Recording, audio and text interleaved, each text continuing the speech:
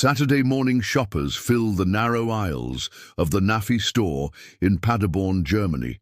Christmas is still weeks away, but families are already making their lists, checking their budgets. Among them, a young mother pushes through the crowd with her 2-year-old daughter and sister-in-law, picking up treats for what should have been the most joyful day of the year. It's November 28th, 1981, and little Katrice Lee is celebrating her second birthday. In less than 5 minutes, she will vanish without a trace, leaving behind one of the most enduring mysteries in British military history. The story begins not with the disappearance itself, but with the lives that were forever changed that cold German morning. Richard Lee, a dedicated sergeant in the 15th 19th King's Royal Hussars, had been stationed at the British Army base in Schloss Neuhaus near Paderborn with his wife Sharon and their young daughter. Like thousands of other military families, they had made Germany their temporary home, creating a small piece of Britain in a foreign land. Katrice was everything you'd expect from a spirited 2-year-old. She had curly, light brown hair that caught the light when she moved, warm brown eyes that sparkled with curiosity, and the kind of infectious energy that made adults smile despite themselves.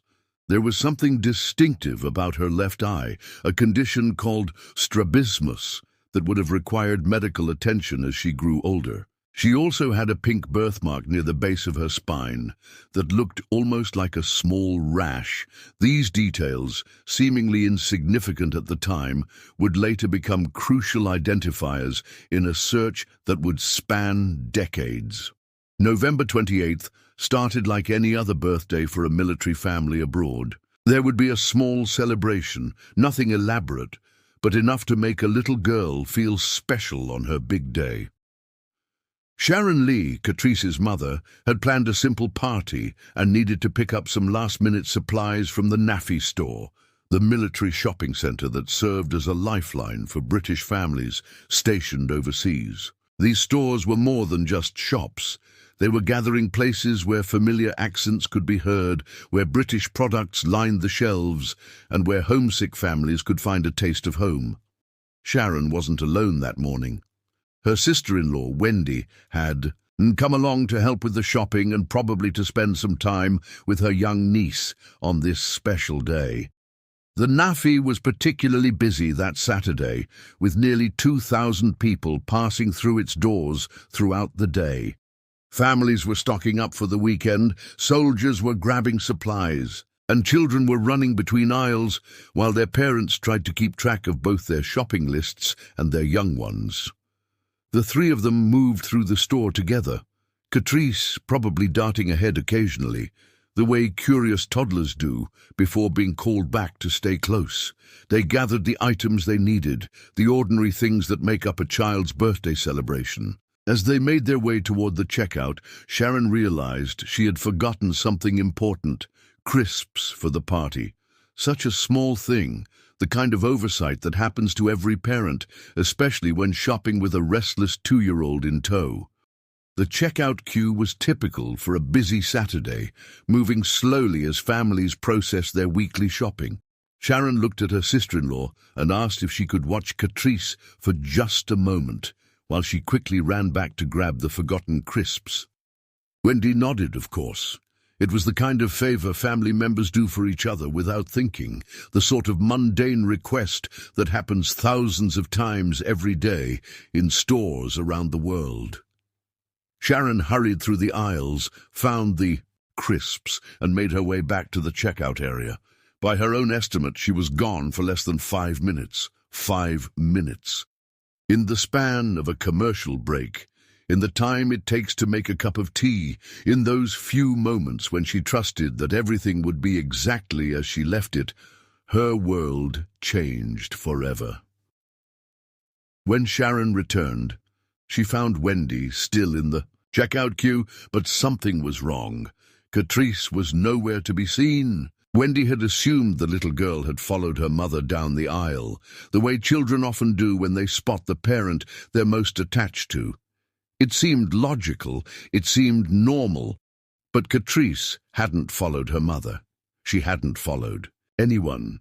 The initial response was probably what any parent experiences in that first moment of panic. She's hiding. She's playing a game. She'll appear any second now, giggling at the concern she's caused. But as the seconds stretched into minutes, as Sharon and Wendy called her name and searched the immediate area, the terrible truth began to settle in. Katrice was gone. The NAFI staff were alerted immediately. The store was busy, but not so large that a 2-year-old could simply disappear without someone noticing something. Yet that's exactly what had happened. In a matter of minutes, during the busiest shopping day of the week, with hundreds of people around, a little girl had vanished as completely as if she had never been there at all. The military police were called within the hour.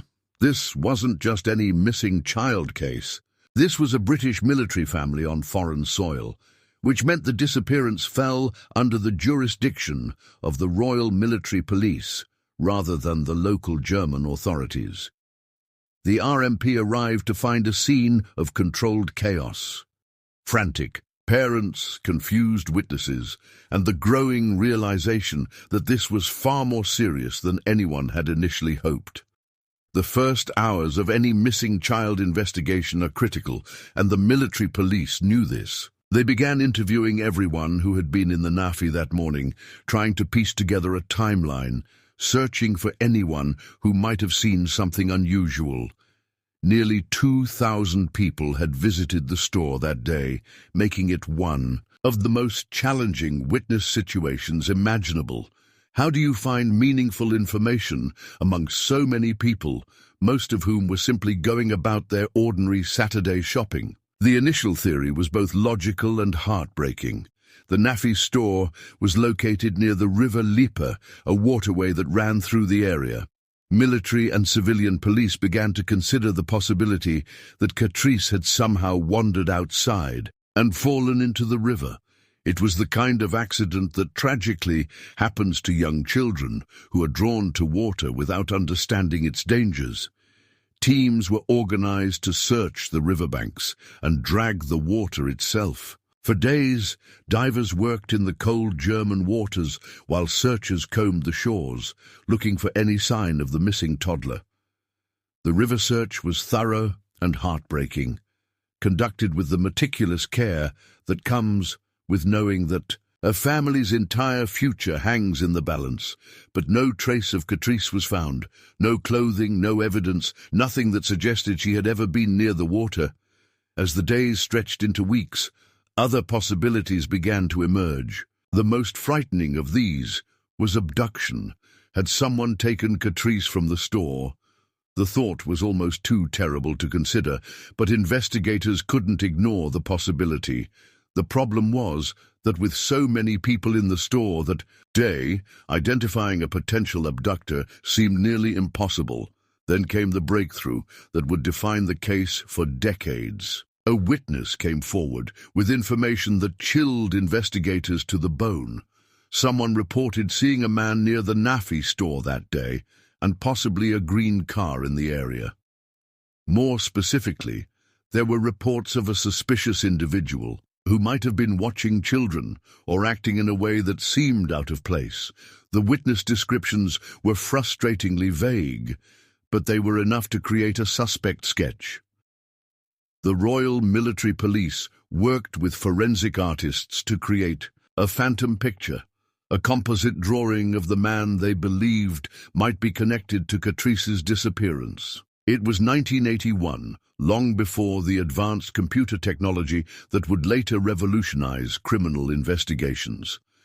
The sketch was created using traditional methods, based on witness descriptions that were already weeks old and inevitably imperfect.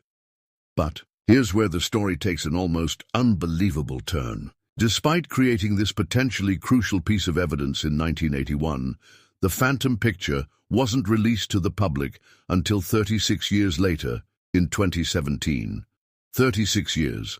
For more than 3 decades, the image of a man who might hold the key to solving one of Britain's most enduring missing child cases sat in a file, unseen by the public, who might have been able to identify him.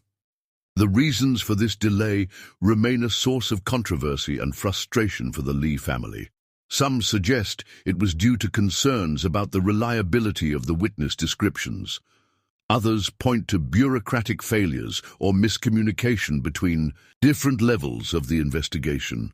Whatever the reason, those lost decades represent one of the most tragic what-ifs in the case. How many people might have recognized the face in that sketch? How many potential witnesses might have come forward? How different might the outcome have been if the public had been able to see that image in 1981, when memories were fresh and the case was front-page news?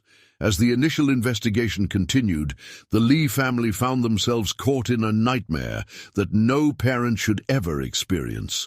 Richard Lee, the dedicated soldier who had served his country faithfully, suddenly found himself questioning everything about the system he had trusted to protect his family.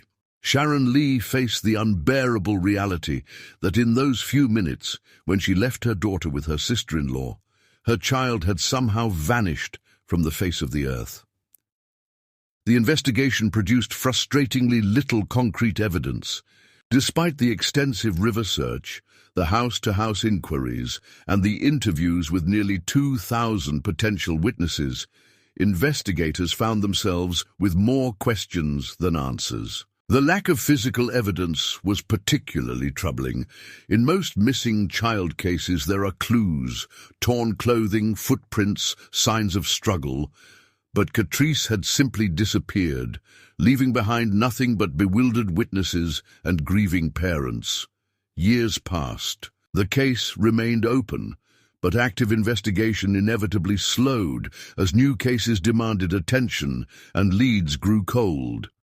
The Lee family, however, never stopped searching. They never stopped hoping. They never stopped believing that somewhere, somehow, their daughter might still be alive. In 2000, nearly 2 decades after Katrice's disappearance, advancing computer technology offered new hope. Police were able to create age-progressed images showing how Katrice might look as an adult in her 20s. These computer-generated portraits represented a significant leap forward in the investigation, giving the public something new to look for, a face that might be walking among them without anyone realizing who she really was. The age-progressed images were released to considerable media attention. Here was Katrice as she might appear at 21, a young woman with the same warm eyes, but now fully grown, possibly unaware of her true identity, if she had indeed been abducted and raised by someone else. The images sparked renewed interest in the case and brought forward new witnesses, though none provided the breakthrough investigators desperately needed. As the years continued to pass, the case became something of a cold case legend within military circles. Every few years, there would be a new development, a fresh lead, or renewed media attention. The story of the little girl who vanished on her 2nd birthday became a cautionary tale told to military families, a reminder of how quickly and completely a life can be derailed. In 2018, 37 years after Katrice's disappearance, the investigation took a dramatic turn. Acting on new information, the Royal Military Police decided to conduct a forensic excavation at a site that had been identified as potentially relevant to the case. The location was kept secret, but the very fact that such an extensive operation was being undertaken suggested that investigators believed they might finally be close to answers. The excavation was conducted with all the meticulous care of an archaeological dig, with forensic experts carefully sifting through soil and debris, looking for any trace of evidence that might have been buried for decades. For the Lee family, it represented both hope and terror. Hope that they might finally learn what happened to their daughter, and terror about what that truth might be. The excavation ultimately proved fruitless. After extensive searching, no evidence related to Katrice's disappearance was found. The site was officially ruled out of the investigation in June 2018, leaving the family once again without answers, but with their belief strengthened that Katrice had indeed been abducted, rather than meeting with an accident. September 23, 2019, brought another dramatic development. The Royal Military Police arrested a person in connection with Katrice's disappearance. The arrest sent shockwaves through the military community and renewed public interest in the case. Here, finally, seemed to be the breakthrough that everyone had been waiting for. Someone was in custody, someone who might hold the key to solving this decades-old mystery. The arrest was conducted with the full weight of the British legal system, but the details were kept carefully under wraps. The suspect was described only as a former serviceman, someone who would have been in the area at the time of Katrice's disappearance. For a brief moment, it seemed as if the long search for answers might finally be coming to an end. But once again, hope gave way to disappointment. After questioning, the arrested individual was released without charge. Whatever evidence had led to the arrest proved insufficient to support prosecution, leaving the Lee family once again facing the terrible uncertainty that had defined their lives for nearly 4 decades. The case was transferred in December 2022 to the newly formed Defense Serious Crime Unit, marking yet another chapter in the long investigation. This specialized unit, designed to handle the most serious crimes involving military personnel, brought fresh eyes and new resources to the case. They issued fresh appeals for information, asking anyone with knowledge about Katrice's disappearance to come forward, no matter how much time had passed. Today, more than 4 decades after that terrible Saturday morning in Paderborn, the search for Katrice Lee continues. The little girl, who would now be a woman of 43, remains one of Britain's longest-running missing person cases. Her father, Richard Lee, now in his 70s, continues to live in hope that answers will come, that somewhere his daughter might still be alive, might still be found. The possibility haunts everyone connected to the case. If Katrice was indeed abducted, she would now be a middle-aged woman, possibly with children of her own. She might have little or no memory of her early years, might have grown up believing a completely different story about her origins. She was born with that distinctive eye condition that would have required surgery, a detail that might have been noticed by doctors who treated her. But in a world where people move, change names, and start new lives, finding one person among millions remains an almost impossible task. The Lee family's ordeal represents something universal about the human experience of loss and hope. Every parent understands the terror of losing sight of their child, even for a moment. Every family knows the way a single instant can divide life into before and after. But most families don't have to live with that terror for 43 years and counting. Recent years have brought the family back to Germany, where they've worked with local authorities and media to keep Katrice's story alive. They've organized exhibitions of photos and evidence, hoping that someone, somewhere, might recognize something that could provide a crucial lead. The German public has been remarkably supportive, understanding that this isn't just a British military family's private tragedy, but a mystery that touches everyone who believes in the power of community to protect its most vulnerable members. The investigation has evolved with technology. What began as a traditional police investigation in 1981 has incorporated computer imaging, DNA analysis, and international databases.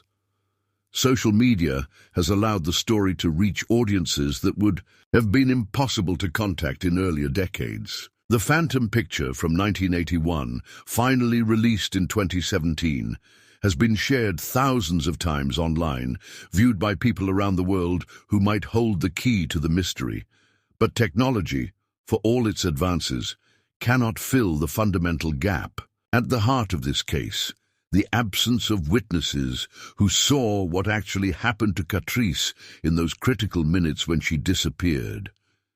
In an age of surveillance cameras and digital footprints, it's almost impossible to imagine someone vanishing so completely. But in 1981, in a busy store on a Saturday morning, a 2-year-old girl simply walked away from everything she knew and was never seen again. The case has had profound effects beyond the immediate family. It has influenced military family safety. Protocols led to changes in how missing child cases are handled within the armed forces and served as a case study in the importance of early evidence preservation. The delayed release of the phantom picture has become a cautionary tale about the critical importance of public appeals in missing person investigations. For the broader military community, Katrice's story serves as a reminder of the unique vulnerabilities faced by service families stationed overseas. Far from extended family support networks, often in unfamiliar cultures with different languages and legal systems, military families must rely on each other and their service communities in ways that civilian families might not fully understand. The case also raises troubling questions about institutional memory and case management. How does evidence get overlooked for 36 years? How do critical pieces of investigation fall through bureaucratic cracks? These questions have led to significant changes in how military police handle missing person cases, but they cannot undo the decades of lost opportunities that might have made the difference in finding Katrice. As this documentary reaches its conclusion, we must confront the most difficult truth of all. After more than 4 decades of searching, investigating, hoping, and heartbreak, Katrice Lee remains missing. The 2-year-old who disappeared on her birthday has become a symbol of every parent's worst nightmare, every family's deepest fear. But here's what makes this story even more heartbreaking than you might have realized. Throughout all these years of investigation, all these decades of searching, there's been one constant that has never changed. Every November 28th, Richard and Sharon Lee mark not just the anniversary of their daughter's disappearance, but her birthday. 43 times now they have lit candles for a little girl who should have grown up to blow out her own. Today, as you've been listening to this story, somewhere in the world, a woman named Katrice Lee may have celebrated another birthday without knowing her true identity. She may have looked in the mirror this morning and seen eyes that are searching for something they can't name, felt a restlessness that she can't explain. She may have walked past her own missing person poster without recognizing the child she used to be, or perhaps, in the cruelest possibility of all, there are no more birthdays to celebrate.